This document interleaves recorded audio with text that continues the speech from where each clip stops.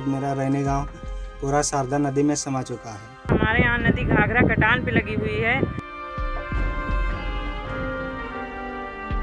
यहाँ पर कोई देखने नहीं आता। बाल बच्चे से छोटे छोटे भूखों मर रहे हैं। कुछ योजना का कोई लाभ नहीं मिला। यहाँ की समस्या बहुत ही दयनीय है।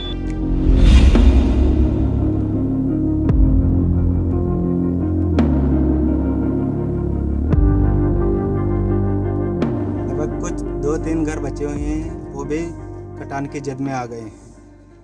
यहाँ पर माननीय डीएम महोदय आए थे समझा, तो हम ग्रामीण उनसे यही कहने के लिए गए थे जो 300 मीटर का बीच में गैप छूटा हुआ है वो पूरा करवा दिया जाए। लेकिन जो माननीय एससीएन साहब और एसडीओ सिंचाई विभाग पूरा यही कह रहा था कि वहाँ पर सिल्ट जमा हो जाएगी और कटान नहीं होगा, लेकिन वहाँ पर सिल्ट न जमा होकर पूरे रैनी गांव को अपने आगोश में ले लिया और पूरा रैनी गांव शारदा नदी में समा गया है।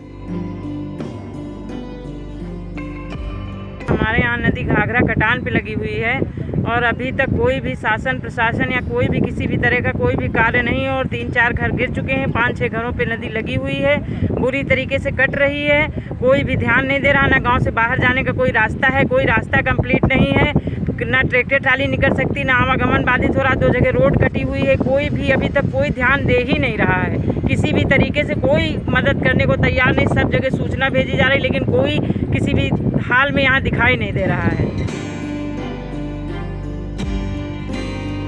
ये आप मकान क्यों तोड़ रहे हैं? अरे नदी काटत है, अच्छा, इसे तोड़ी थे। कोई प्रशासन से देखने आया ये आपकी समस्या? हाँ, ये कोई नहीं आया। हाँ। जब से पानी भर गया तो आदमी जो रखे हुए थे चारा वो भी चला गया और जानवरों की दिक्कत की वजह से उनको किसी तरह जिलाना पिलाना और मर रहे हैं पानियों की वजह से।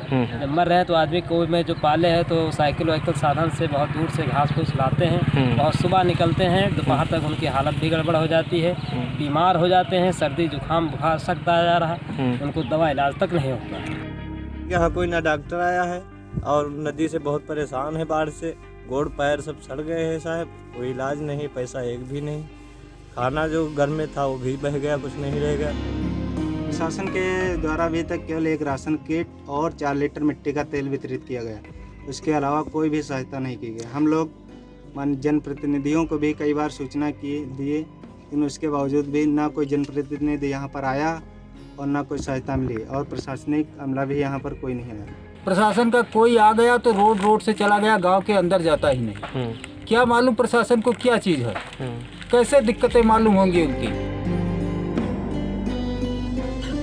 यहाँ पुल पर पानी चल रहा है कमर भर। अच्छा, अब बस नहीं चलत का? बस हमारे बेलहारे से आवत है, यहाँ पर रुक के लौट जाते।